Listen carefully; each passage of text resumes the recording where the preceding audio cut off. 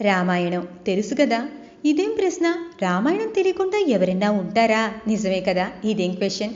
కానీ రామాయణం అనగానే రాముడు, సీత, లక్ష్మణుడు, హనుమంతుడు, లవకుశ, రావణాసుడు ఇంతవరకే తెలుసు. అది కూడా కొన్ని ఎపిసోడ్లు మాత్రమే తెలుసు. కానీ పూర్తి రామాయణం, అందులో ఉన్న చిన్న చిన్న కథలు తెలియవు కదా. అవును, రాముడి చేతిలో రావణాసుడు చనిపోయాడని తెలుసు. కానీ రావణాసుడు చనిపోయే ముందు లక్ష్మణుడి చెవిలో కొన్ని రహస్యాలు చెప్పాడు అన్న విషయం తెలుసా? లేదు కదా. రామాయణం ముగిసేది రావణ సంహారంతోనే అని అందరికీ తెలుసు. కానీ రావణాసుడు కొన ఊపిరితో ఉన్నప్పుడు రాముడు లక్ష్మణుడితో బ్రాహ్మణుల్లోని పండితుల్లో ఒకడైన రావణాసుడు దగ్గరికి వెళ్ళి 4 మంచి విషయాలు తెలుసుకోమని చెప్తాడు.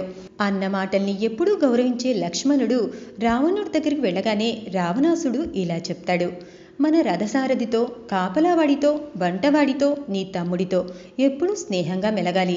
వాళ్లతో గాని శత్రుత్వం పెట్టుకుంటే వారు ఎప్పుడైనా ఎటు నుంచైనా మనకు హాని చేస్తారు.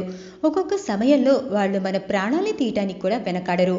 నీతో ఉంటూ నిన్ను విమర్శించే వారిపై నువ్వు ఎక్కువగా నమ్మకం పెట్టుకో, కానీ నిన్ను పొగిడే వారిని మాత్రం అస్సలు నమ్మకూడదు. ఎప్పుడూ విజయం నిన్నే వరిస్తుంది కదా అని ఎల్లప్పుడూ నువ్వే గెలుస్తావని అనుకోకు. అంతేకాదు, నీ శత్రువు చిన్నవాడని తక్కువ అంచనా వేయకు. ఎవరి వెనుక ఎంత బలం ఉందో ఎవరికి తెలుసు.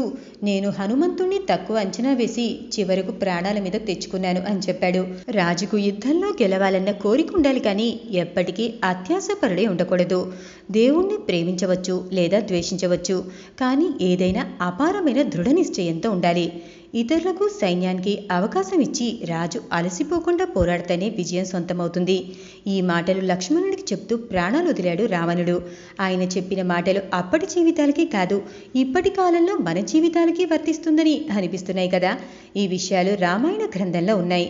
ఎంతో విలువైన మాటలు తన ప్రాణం పోతున్న రావణుడు ఆ సమయంలో చెప్తాడని, అవి ఈ లోకానికి ఉపయోగపడతాయనే రాముడు లక్ష్మణుని వెళ్ళి తెలుసుకోమని ఉంటాడు.